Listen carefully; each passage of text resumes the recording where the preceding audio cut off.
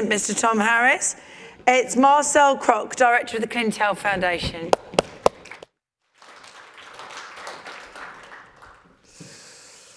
All right, thank you, Lloyd. So nice to be here again. So my name is Marcel Crok. I'm from the Netherlands. And I was here at the first and the second Heartland conference back in 2008 and 2009. So that was really special. I haven't been here in between, and now I'm back as a speaker. At the time, I was a science journalist, and Fred Singer actually invited me to come over. And the reason was that a few years before that, I wrote a very long article about the hockey stick. And I really can say that without McIntyre McKittrick, I wouldn't be here right now, because I was the first journalist who broke their story in 2005. My article... Thank you. And maybe to your surprise, my article about that in a Dutch magazine that I used to work for is a scientific American kind of magazine, but not so woke. At least at the time. Nowadays it is woke because it was taken over by New Scientist, and that is pretty woke on the climate. So, but at the time I was quite independent there. My editor-in-chief said, "Hey Marcel, there's something going on with a hockey stick, can you look into this?" And they allowed me to work on this article for 2 months full-time. 2 months full-time. And I said, yeah, you know, there is this interesting story about McIntyre McKittrick, but their Nature paper was rejected. So what can I do as a journalist, you know? That's a big problem, because as a journalist, I never wrote about climate. So this was my first article about global warming, climate change ever. So you have to dig into a whole field, and within a few weeks, you have to produce an article about it. And then, actually, who saved the article was a mainstream climate scientist named Hans von Storck. He's a German professor. He was mentioned the other day also in one of the papers that there was a table about papers criticizing the hockey stick. Willy criticized the hockey stick. And Hans von Storck, I went to see Hans von Storck in Germany, and he said to me, the Nature paper of McIntyre McKittrick should have been published. And that, for me as a journalist, that was the reason that I decided to contact McIntyre McKittrick. I contacted Ross McKittrick, he said you should talk to Steve. I had Steve on the phone for 3 hours. And then I realized, oh my gosh, I do have a story. But please, Steve, Ross, when are you going to publish this? And so they were already working on their GRL paper, the Geophysical Research Letters paper. And in the end, my article and the GRL paper appeared on the same day. And it appeared in Holland, and Ross McKittrick had contacts at the Financial Post in Canada, so it was also published on the same day in Canada. And that meant that Michael Mann could read my article, because it was originally written in Dutch. And then KNMI, in Holland, KNMI started criticizing me, and I said, well, I was misquoting them. But what did the guy of KNMI say? He said in the article, IPCC is going to discuss this in Beijing in the next meeting. And I said, well, yeah, pretty basic quote, of course. But then, after my article appeared, they said, oh, we are being misquoted. Marcel is a bad journalist. And then I didn't understand it. So I was immediately attacked in the Netherlands because of this. Yeah? And only 5 years later, what happened? ClimateGate. And what is in the ClimateGate, many people don't know, but ClimateGate for 95% is all about the hockey stick. McIntyre is the skeptic most often mentioned in the ClimateGate emails. But they also mention that Dutch magazine. That's me. And what do they say? What do they say? Michael Mann and Phil Jones, IPCC is not going to discuss this in Beijing. So the KNMI colleague was apparently attacked by Michael Mann and Phil Jones, and then thought, oh my gosh, my IPCC career is in danger. How am I going to save my skin? Well, you know, I attack Marcel. That's my solution, you know. So thanks to ClimateGate, I was cleared. My name was cleared. So that was my story, and I was so. And what you maybe won't believe, I won an award in the Netherlands with this article. 10,000 euro award. And because of that, I decided to quit my job and work on a book. I worked for it for 2.5 years, so 10,000 was not enough.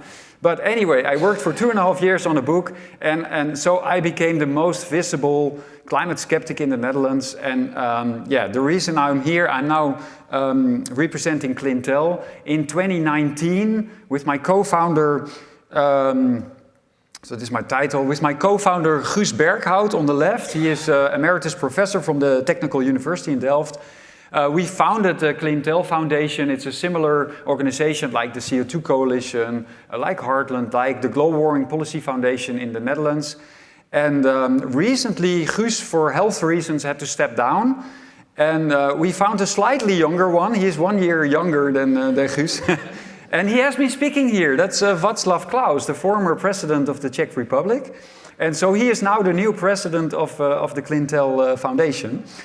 So this was me and Václav in December in Brussels. We had a press conference announcing his presidency.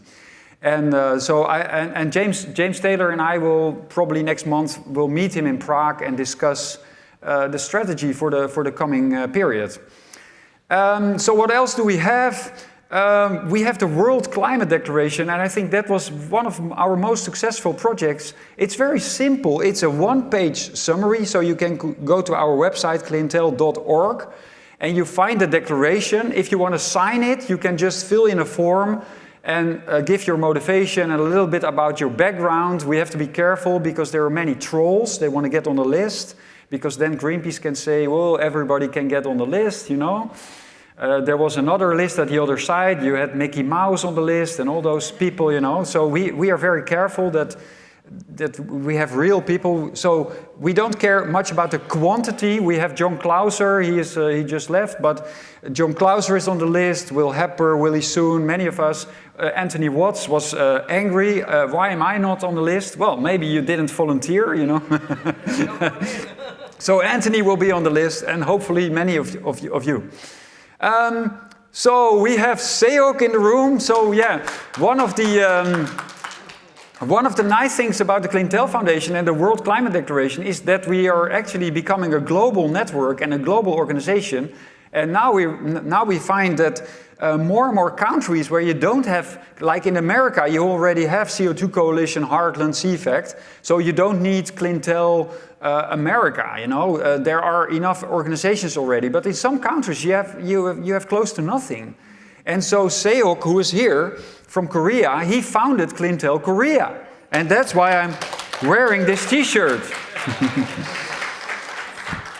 And this is what they did when Trump arrived in Korea. They had this great banner over there. So, and yeah, some other things that we did.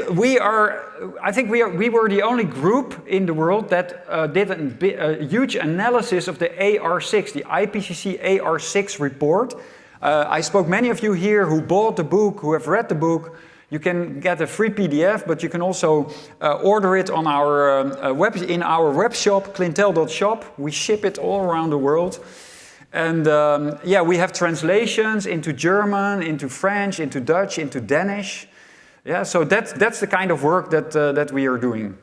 I just want to mention this. This is in Dutch, but recently we had a big victory in the Netherlands. The headline is KNMI, that's our NOAA, that's our official climate institute. KNMI finds 7 heat waves from before 1950. What happened in the Netherlands, they did data adjustments, and because of the data adjustments, 16 of the 23 heat waves before 1950 were disappeared from the books. Yeah, it happens all around the world, but we, with a group of people, we criticized this first in a report, but the report was ignored. They say, oh, it's just a report, it's not peer-reviewed. Well, their own adjustments were also not peer-reviewed, but anyway. But then we decided, let's try to get it published in a peer-reviewed journal. And like Ronan said, this is like playing uphill soccer, but we managed. So a few years ago, 3 years ago, we published it in a decent journal. And that was annoying for KNMI, but to their credit, recently, they changed the adjustments again. And so 7 of the heat waves that disappeared are now back in the books. And now, 1947, in 47, we had 4 heat waves in one summer. That was the record. 3 of them disappeared, but they are now all back. So now 1947 is was the year with the most heat waves in the Netherlands. And here you can see just this happened after the adjustments. The KNMI became a huge outlier, and before the adjustments, they were in the line with the other main stations that we have in the Netherlands. This is a ratio between tropical days before 1950 and after 1950. Yeah, so I need to hurry a bit, I see, with my time. Okay, so what I'm just presenting some of the results that we are doing with Climate Intel. Now, what's Climate Intel? Climate Intel and Clintel, we are the leadership sponsor here. Climate Intel is our 501c3 in the US. So you can actually support us in the US through this 501c3.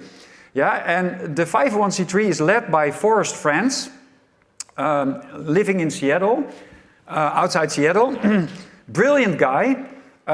Used to work for Boeing, has many patents, used in airplanes, in space industry.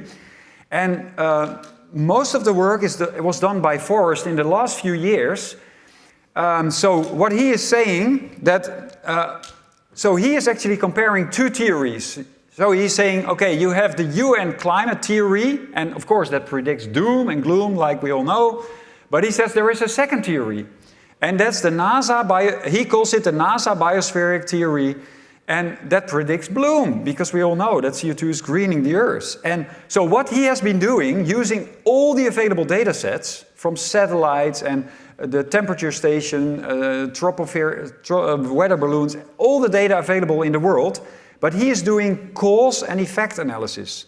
So he's looking at, okay, what is the CO2 doing, what is the temperature doing, what is the CO2 doing, what is the greening doing? Yeah? And I will focus mainly on the greening. So, the UN climate theory, well, we can go quickly here because you all know the UN climate theory and all the doom and gloom. And so, but what is the NASA biospheric theory?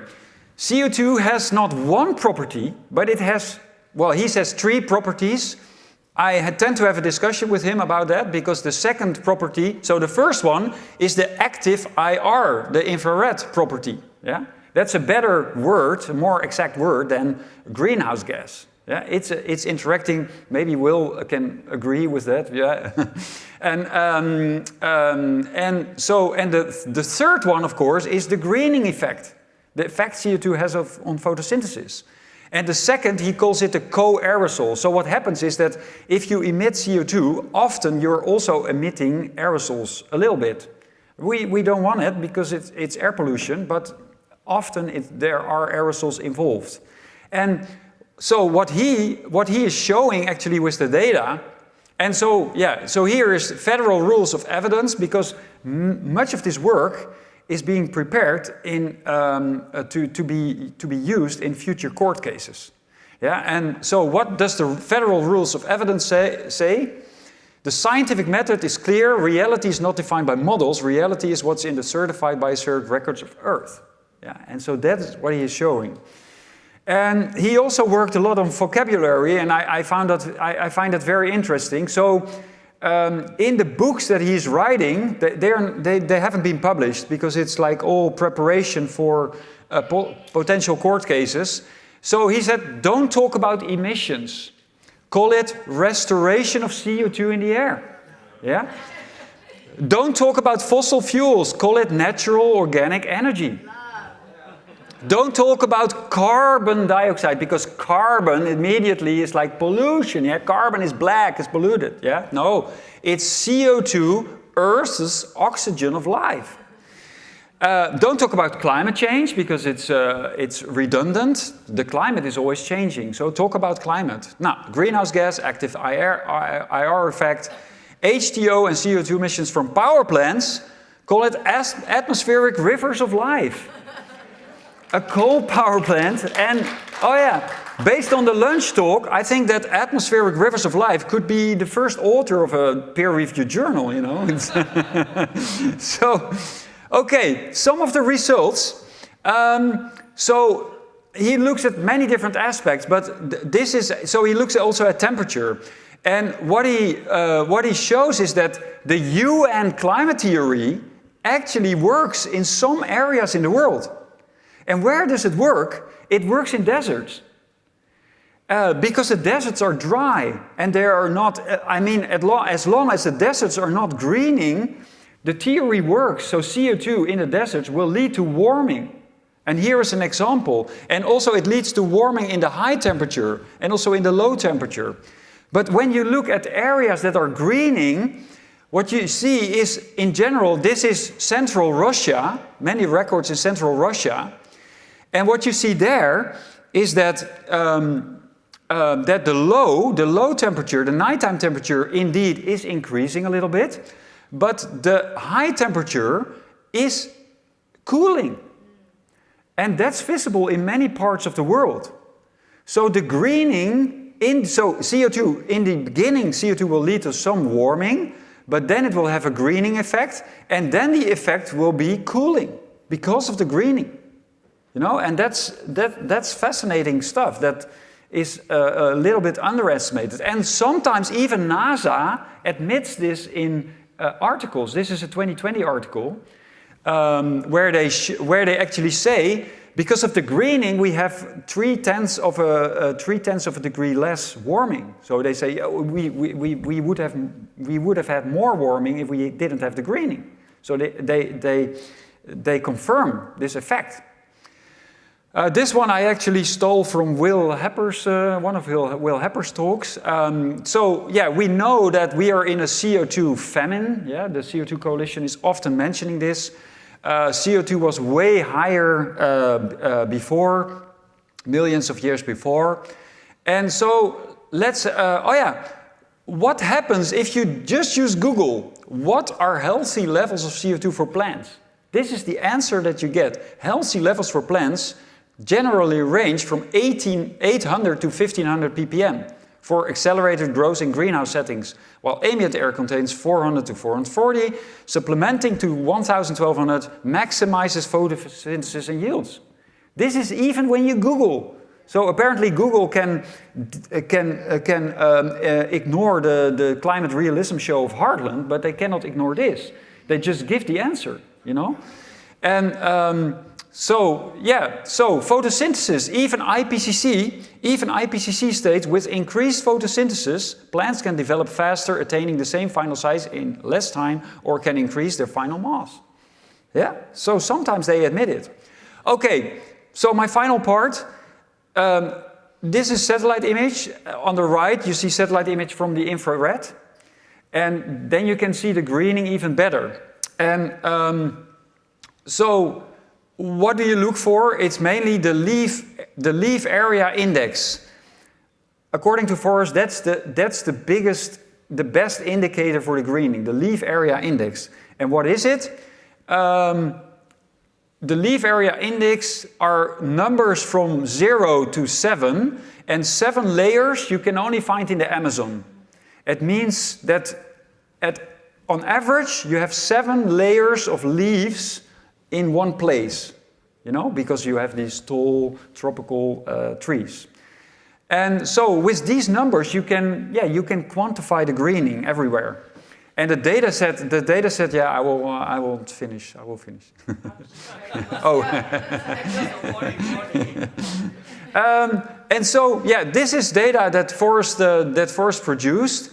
So this is based on the data from NASA MODIS satellite and Copernicus, European Copernicus.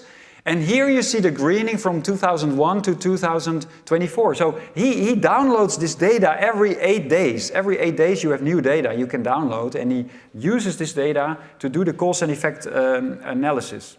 And then you can start quantifying this. So here you see that in all continents, so South America has the biggest canopy layer, the highest leaf area index. So it's almost 4 now, yeah, 4 layers of canopy.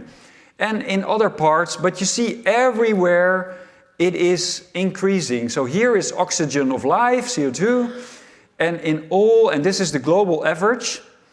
But in all continents you see increase. And you can then do tests which percent of the greening is explained by CO2? Yeah, you can do all these statistical analysis. And globally, it is 84% of the greening is explained by CO2. Yeah. So we continue. So now, but now you can also say that. So this is the global effect. It went from 2.6 to 2.8, and you can say that net zero policy. Yeah, you literally go down again. You go this way. Yeah. So this is Biden. With Biden policy, you go this way, and with Trump policy now, you go that way. So which way do we want to go? You know. Almost done. We are environmentalists. We don't want this. You know, we don't want this coal power. Although there's a lot of CO2, we don't want this. So Forrest calls it hero power. And what is hero power? Hero stands for hyper-efficient recycled organic power plants. And from these power plants, you only have water vapor and you have CO2. The CO2 coming out of this plant is 120,000 ppm to 150,000 ppm. Yeah, so that's coming out of a power plant. Okay, I really have to stop. I see. I had. Oh yeah. 51st state. Can we just finish with this one? On Earth. No, that's fine. It's just And I'm this going to is give everyone an equal massive amount of satellite time. scene Okay. when updating the health of every ecosystem in Alberta every 8 days. When more CO2 shifts the colors from brown to yellow and then to green, the ecosystem is healing. More CO2 helps ecosystems in many ways. Crops for people and forage for wildlife see fewer killer frosts. Grasslands retain more moisture, making them wildfire resistant. Forests expand outward into higher elevations, making ecosystems safer, more resilient, and healthier. But when green turns to yellow or yellow to brown, it's a warning. So does decarbonization and net zero help or hurt? NASA satellites recorded their destructive effects on our parks, grasslands, forests, and farmland. In 2015, the feds ordered Alberta to adopt net zero policies. These are the effects before and after those mandates. This is 40,000 square kilometers of park and farmland downwind of that atmospheric river of life that the feds banned. This is how the area was improving prior to Fed policy. Wow. This is what's happened since 2021, when the feds shut down those power plants because they were generating an atmospheric river of life. I really don't want to watch this. Those poor farmers, and I can't bear thinking about all of the birds and wildlife that starve to death. Oh God, I feel powerless. Carney knows that greenhouses double and triple CO2 to make plants healthy, but he still insists on decarbonizing. Power can do that to good people. In the past 20 years, the feds have stripped our economy, and the feds are now stripping our ecosystems. But they can't strip you of your vote.